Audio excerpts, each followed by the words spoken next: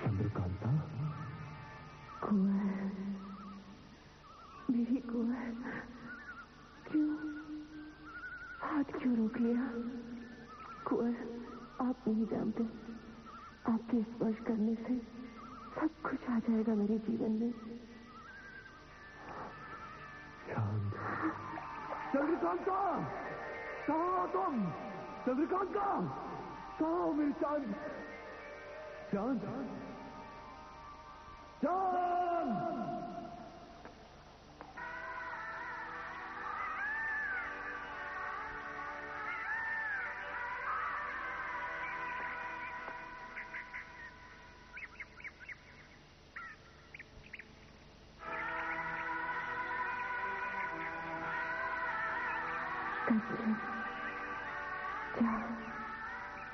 क्या कुंवर के पास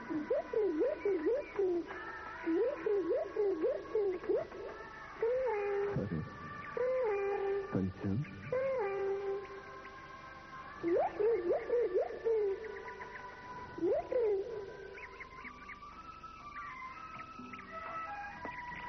चंद्रकांता,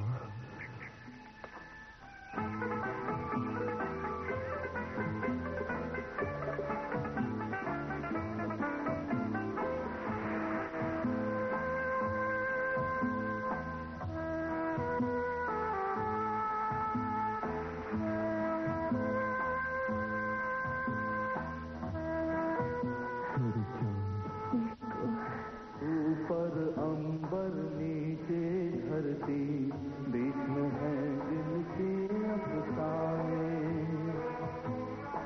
ऊपर अंबर नीचे धरती, बीच में है दिल के अफसाने। अफसानों में दर्द है कितना, प्यार के दुश्मन ये ना जाने। ऊपर अंबर नीचे धरती, बीच में है दिल के अफसाने।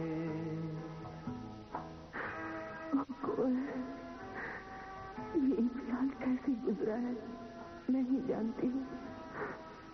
आप तो बेखबर रहे, कभी याद भी नहीं किया शायद। आज आखिर मेरी चाहत की सांसें आपको खींच ही लाई। मेरी जान, बेखबर तो मैं कभी नहीं रहा। तुम्हारी सांसों की आवाज ही मेरी जिंदगी की सौगात है। तुम्हारी एक एक सांस का पैगाम मुझ तक पहुंचता रहा, आज रुक नहीं सका। सच कह रहे हैं आप?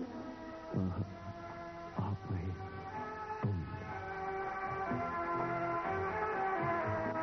मैं खुशकिस्मत हूँ जो तुम्हारी चाहत ये मैंने पाई है। माना हम तुम दूर अभी है, बिखरी बिखरी तन्हाई है। मेरी सांसों की ये गर्मी पलकों पे तुम महसूस करो। सोचो मैं हूँ पास तुम्हारे, दिल को ना मायूस करो। ऊपर अंबर नीचे धरती, बीच में है दिल के अफसाने। अफसानों में दर्द है कितना, प्यार के दुश्मन ये ना जाने। ऊपर अंबर नीचे धरती, बीच में है दिल के अफसाने।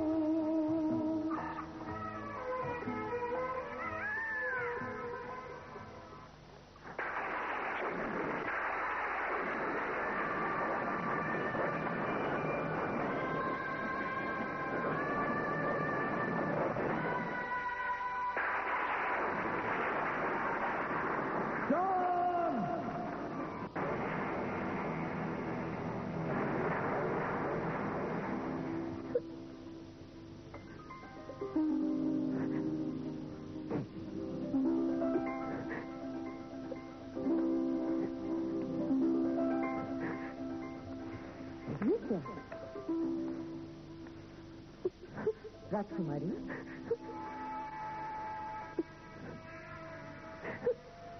मेरी राजकुमारी का रंगीन चेहरा आंसुओं से धुलकर फीका पड़ता जा रहा है।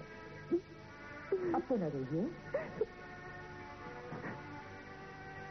बाहर तुम तो जानती हो मेरे दिल का हाल।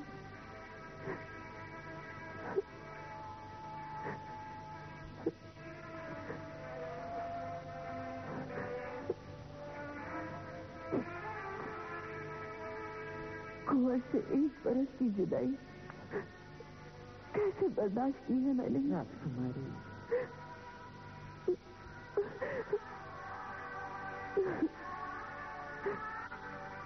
इन आंसुओं को बहने दो। शायद इसी से मेरा जी हल्का हो जाए।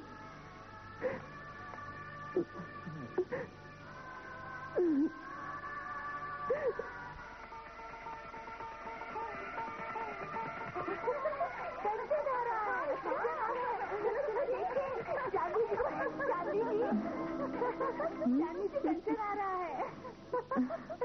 कंचन आ रहा है।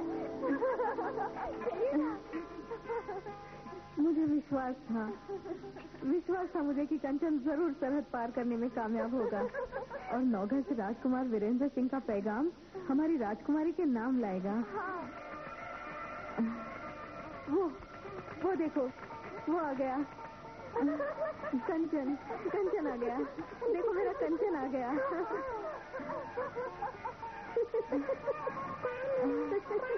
कंचन आ गया तू। चपला केतकी, चपला लगता है ये चांदी की आवाज है। हाँ केतकी, लगता है कंचन आ गया है जिसकी हम कब से राह देख रहे थे। कोई संदेशा लाया है? हो सकता है। चले जानवी, कोई संदेशा भी लाया है? हाँ, ये देखो। चलो राजकुमारी को जल्दी से खबर दे देते हैं। चलो।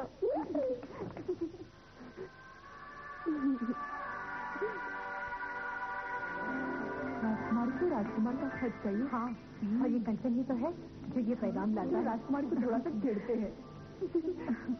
चलो। मैं ना कंचन को धीरे से देखती हूँ। ठीक है।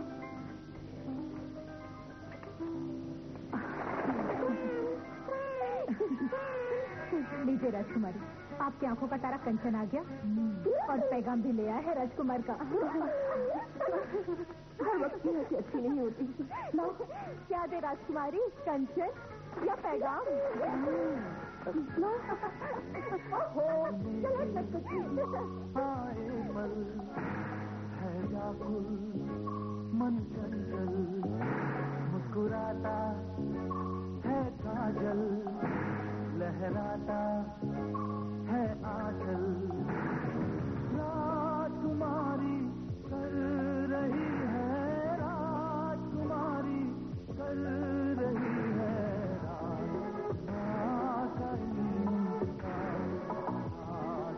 मेरी जान, अपनी जिंदगी से मुलाकात हुए 1 साल नहीं 1 सदी बीत गई है और हम गुजरे हुए वक्त के साथ हर पल मर मर के जीते रहे हैं।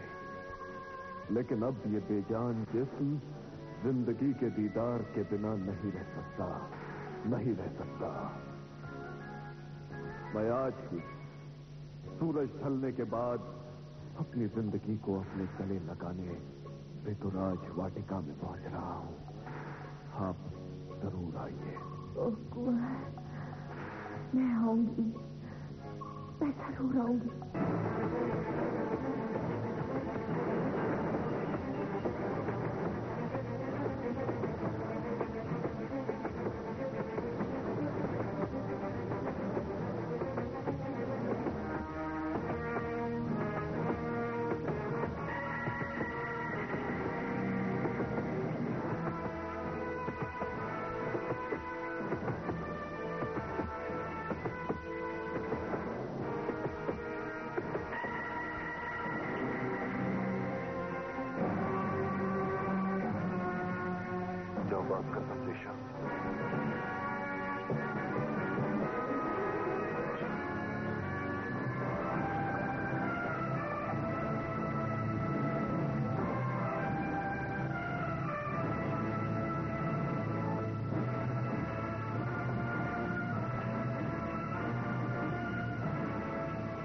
महाराज की जय हो।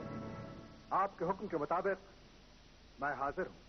तेज सिंह, हमें तुम्हारी फर्माबरदारी और अय्यारी पर नाज है। तुम नौगढ़ के रत्नों में से एक हो। ये आपकी जरा नवाजी है महाराज। हमें फख्र है कि जो भी काम तुम्हें सौंपा गया तुमने उसे बखूबी पूरा किया। धन्यवाद महाराज। लेकिन आज हम तुम्हें एक खास जिम्मेदारी सौंप रहे हैं। राजकुमार बिना बताए विजयगढ़ चले गए अकेले। हम चाहते हैं कि तुम उनके पीछे जाओ और हिफाजत से उन्हें वापस ले आओ। ये तो बहुत मामूली काम है महाराज, समझ लीजिए कि हो गया। लेकिन इसमें एक पेच है। कुछ भी हो, राजकुमार चंद्रकांता से न मिलने पाएंगे, ये याद रखना। लेकिन मेरे पहुंचने से पहले अगर... मुझे इस वक्त कोई अगर मगर नहीं चाहिए। मुझे इस वक्त सिर्फ तुम्हारी बेमिसाल अय्यारी की। जो आज्ञा महाराज।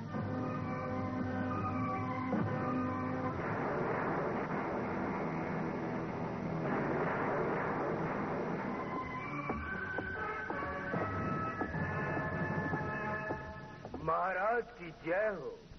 तुम लोग जाओ।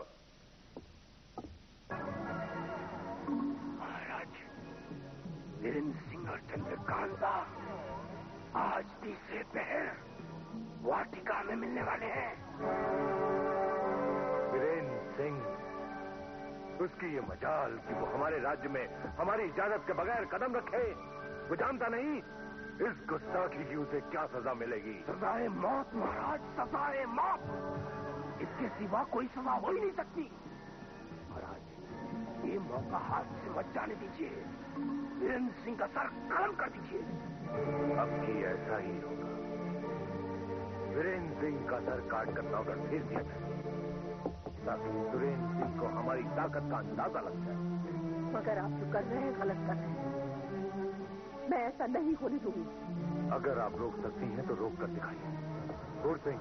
जी महाराज। सिपाहियों को हुक्म दिया जाए कि हमारे और तुम्हारे हुक्म के अलावा किसी का हुक्म ना माना जाए। जी महाराज। चाहे वो हुक्म खुद महारानी का क्यों ना हो। और ये भी कह दिया जाए कि हुक्म ना मानने वाले की सजा मौत होगी। कैसी आज्ञा महाराज? सबसे पहले चंद्रकांता के महल पर चारों तरफ से पहरा लगा दो। चंद्रकांता अपने महल से हमारी इजाजत के बगैर कहीं नहीं जा सकेगी। वाटिका के चारों तरफ सिपाही तैनात कर दो। बल्कि तुम वहां खुद रहो और जैसे ही वीरेंद्र सिंह वहां पहुंचे उसे तुरंत गिरफ्तार कर लो। कैसी आपकी आज्ञा महाराज? जाओ।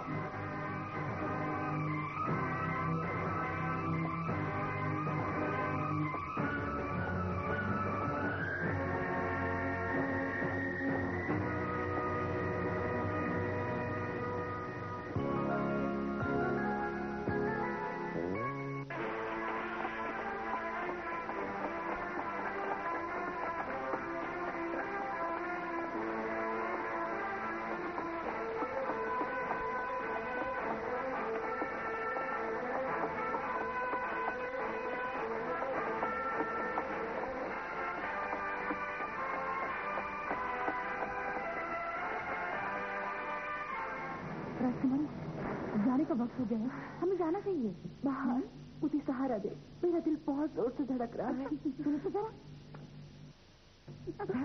बहुत जोर से धड़क रहा है।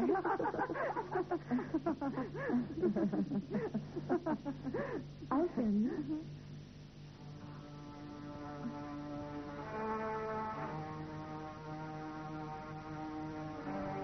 आखिर वो घड़ी आ ही गई जिसका मुझे इंतजार था। राजकुमारी, राजकुमारी, आपको ऋतुराज वाटिका जाने की इजाजत नहीं मिली है। ये महाराज का हुक्म है। मैं खुद अपने कानों से सुनकर आ रही हूँ। मैं ऋतुराज वाटिका जाऊंगी।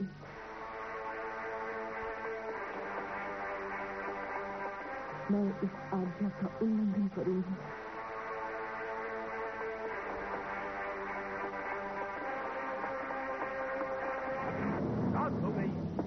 पैर भी बीत गया मगर वीरेंद्र सिंह नहीं आया। लगता है हमारे सिपाहियों का घेरा देखकर डर गया। अब वो नहीं आएगा डरपोक। लेकिन एक बात गौर करने लायक है। वो क्या? कहीं वीरेंद्र सिंह को इस चाल का और इस चाल में छुपे जाल का पता चल गया तो? चंद्रकांता, कितनी आस और उम्मीद से आज के दिन का इंतजार था। तुम लोगों ने वही सुना जो मैंने सुना। यहाँ सुना की आवाज इस वक्त वाटिका में हमारे रहते। लगता है वो आन पहुंचा है। और चंद्रकांता वो कैसे आ सकती है? वो तो महल में कैद है। मेरे प्यारे कुंवर, आपके लिए सिपाहियों के कड़े पहरे तोड़ कर आई हूँ। सिर्फ आप लगता है कि वो भी आ पहुंची है। और आपके सामने दोनों की मुलाकात भी हो रही है। लेकिन इतने कड़े पहरे के बावजूद वो दोनों पहुंचे कैसे? चंद्रकांता, ये आज का तीसरा पहर हमारी जिंदगी का सबसे अहम पहर था, मगर क्या करें, दुश्मनों की वजह से देर हो गई। एक पहर तो क्या राजकुमार, आपकी चंद्रकांता के 7 महीने तक आपके लिए इंतजार कर सकती है। हुजूर, गिरफ्तार कर ले राजकुमार को। अभी नहीं, अभी नहीं। ये काम हम छुप कर करेंगे। मैंने कहा था ना, पूरी चौकसी और होशियारी से बिना आवाज किए घेरा बनाओ। सिपाही, सिपाही, सिपाही।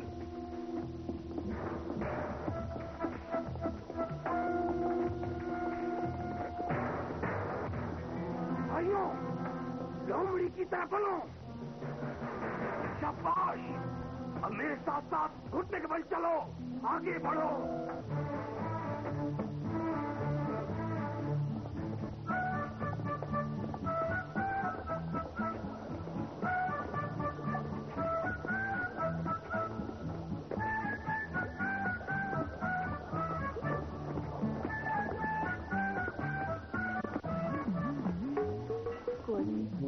आप जल्दी लौट जाइए, वरना वो क्रूर सिंह महाराज को लेकर ना आ पहुंचे। आप पहुंचे नहीं, आप पहुंचे हैं। चंद्रकांता, तुमने इस मिलन की घड़ी में किस मनहूस का नाम ले लिया? देखो, चांद को ग्रहण लग गया, फूल मुरझा गए, परिंदे रो रहे हैं जैसे उनके माँ बाप मर गए। क्या करूं? मौत तो उसे आनी चाहिए जो हमारी मोहब्बत का दुश्मन बना हुआ है। मुझे तो उसकी शक्ल से नफरत है। ऐसी सूरत है उसकी जैसे भिखारी की फटी हुई जूती। फटी जूती, बाल तो ऐसे हैं जैसे किसी ने सर पर उल्टी झाड़ू रख दी हो। झाड़ू? उसके मुकाबले में आपका चेहरा कितना सुंदर है, जैसे सुबह का निकलता हुआ सूरज। अभी डूब जाएगा, फिर जंजीरों में जकड़कर महाराजा के दरबार में ले जाऊंगा। सिपाहियों! अरे मर गया, अरे मर गया, बचाओ, बचाओ, मर गया, मर गया, बचाओ, बचाओ। वो मारा शिकार। नहीं मारा सरकार, ये तो आमिर है, अपना अय्यार। आमिर! तो वीरेंद्र सिंह कहाँ है?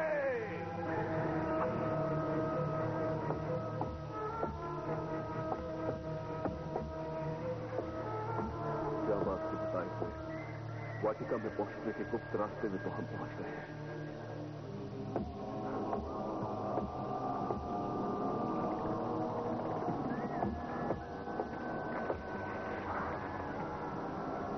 मगर ये रास्ता बहुत तीसरा पहर बीत चुका है। हमारे और चंद्रकांता के मिलन का बीत गया। वो हमारे वियोग में पागल हो गई होगी। वो पुतला भी दिखाई नहीं दे रहा जिसके हाथों से फूल उठाते ही सुरंग का गुप्त द्वार खुल जाएगा। अरे कहीं ये वही पुतला तो नहीं?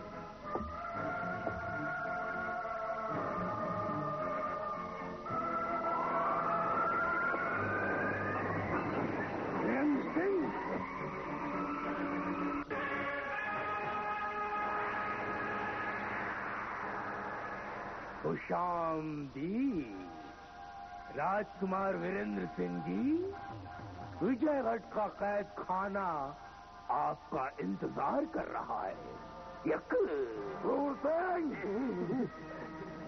सरकार, इतना घबरा क्यों गए आप? हुजूर, आइए आइए कुंवर वीरेंद्र सिंह जी, हम आपका ही इंतजार करें। ये तो बहुत अच्छा हुआ कि नौगढ़ की कैद से भागा हुआ मुजरिम खुद हमारे सामने आ पहुंचा। अब हम जाबाज को उसका बदला लेने का मौका नहीं देंगे। बल्कि अपने जख्मी दोस्त की तरफ से खुद तेरा सर कलम करके